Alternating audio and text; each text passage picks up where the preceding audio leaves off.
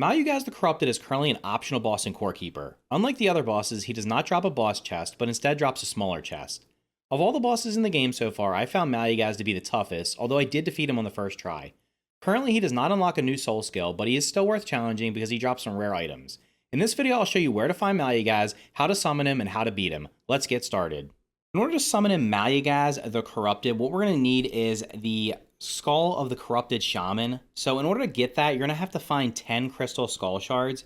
These are dropped by the cavelings, which are in the Forgotten Ruins, or the stone biome, same thing. Every type of caveling there, the caveling shaman, and the caveling brute has a chance of dropping these.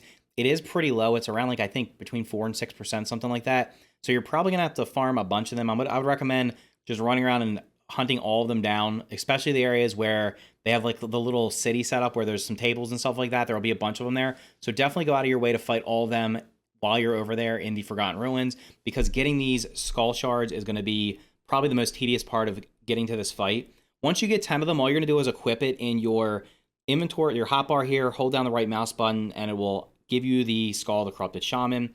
Now, beyond that, what I'm going to recommend is specifically the gear that I have here. So for this fight, I'm going to be using the Runesong Sword. This is the best sword you can craft right now. If you don't have this, you could use a Scarlet Sword, or you could use ranged attacks. If you have a decent range setup, my range skill is not that high, so I am not going to go ranged. I'm going to go melee here. This is also going to give you some stuff like it's going to give you extra health. It's got good attack speed. It's also going to give you +3 life on hits. So every time you hit him, you're going to heal a little bit because he's going to do quite a bit of damage to you.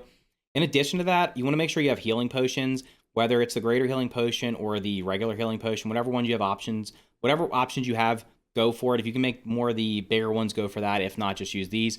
I'm going to use some enrage potions just to get some more melee damage in because I'm doing melee. I'm going to pop a guardian's potion in order to reduce the damage taken from him. And if you have the stone skin potions, you should also make some of them. I didn't use any for this fight in particular. For food, we're going to be using, I'm going to be eating hearty pepper wraps just for the movement speed. And then I'm going to eat a shiny mold cheese because this is going to reduce the damage taken from the boss, as well as give me a plus 16% critical hit chance, and you get also the life leech. If you don't have this, you can kind of eat whatever you want. It's not a huge deal. It's not going to be a deal breaker here. I do definitely recommend eating at least one thing that has movement speed because you're going to want to move around pretty quickly during the fight, as you'll see in just a second. For armor, I'm going full Scarlet gear here. That's what I recommend using. It's got the highest armor in the game right now. For accessories, it's kind of going to be whatever you have access to. So in this case, I'm just going to be using the gold crystal necklace, the sky ring, which you can get from Azios, and then the wooden thorn ring. This is kind of just use what you want, use whatever's best. This is just what I'm using here. And then you're going to want to make sure if you've killed Azios, you can turn this on because you never know when you're going to get a crit, especially with the scarlet armor on and stuff like that. And if you use the sky ring, if you were lucky enough to get it, you could get a better chance of crits, and this will do a little bit extra damage to him. So make sure you have that equipped. So that's what we got. That's all the gear you're going to need for it. What we're going to do is we're going to head over there. Now I'm going to show you where it is on the map. So it's going to be this little arena over here. Now, of course, on your map, it's going to be in a different spot, but it should be in the Forgotten Ruins. This is the structure you're looking for. From what I've seen, it seems like if the distance from here to where Gorm the Devourer's path is, you're going to want to go about half that distance out in a radius, and you should find the arena here where you're going to be able to fight summon Malugaz in. So it should be before you get to the area here that's split off where it's going to take you to the wilderness, Azos' wilderness. So that's where it's going to be roughly be somewhere in that ring, depending on where your Forgotten Ruins biome is. So what I'm going to do is I'm going to grab together all the gear that I need, the rest of the potions and stuff like that, and food, and then I'm going to head over there and jump right back in. Okay, so we're over in the arena where we're going to fight Malugaz. We're going to pop our food real quick. We're going to place the skull down right in the center there. As soon as he spawns in, we're going to pop a couple of potions and swap over to our Runesong. As you're going to quickly see, this guy's going to do some fire damage. He's going to do AoE damage, so he's going to shoot fire at you. He's going to move around pretty quick. That's why I recommended using something with movement speed. In fact, if you do have a Swift Feather, which you might have, that's an accessory, you could actually maybe pop that on to get a little bit more movement speed. But what we're going to do here is we're just going to move around.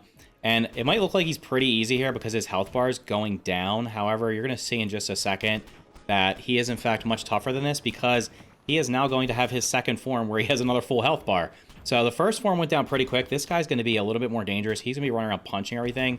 So no longer are we going to have these stone pillars as protection. He's just going to knock them out of the way. And basically at this point, we're just trying to heal and get away from him. Get our bearings back, and then get back to our weapon and start doing a little bit more damage to him. Like I said earlier, if you have good range setup, maybe you might want to use that against them. Although I know the ranged attacks are not that quick, so That's why I typically have been using melee. It just seems like it's the better option.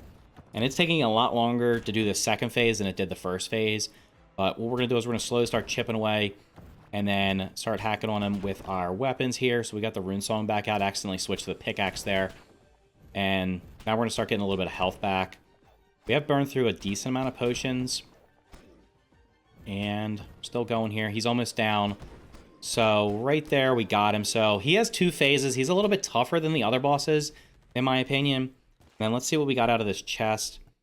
So we got some skull necklace. We got oracle card there. We got a couple different items. What we're going to do is we're going to take these back to my base. I'm going to teleport back there, and then we'll actually take a look at them in a little bit more depth. So let's head on back there real quick. So we're back at my base, and real quick again, what I got from fighting Malugaz the first time, we got the blue leather tome, which is one of the rare items. We got some oracle cards here, which you can basically just keep one or sell them, whatever you want to do with them. Some small caveling skulls. They also can be sold to the NPCs. Some gold bars and the skull necklace. So the skull necklace and the blue tome are 2/3 of a set.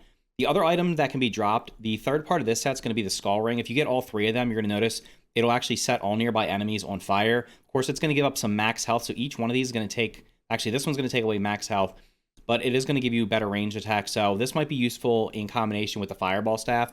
So some of the other items that the Malugaz can drop, in addition to the ones we got, he can drop ancient gemstones, mechanical parts, the fireball staff, the hand mortar, the battle axe, the skull ring, the ritual dagger, which is another weapon. He's the only person that drops that as far as I know.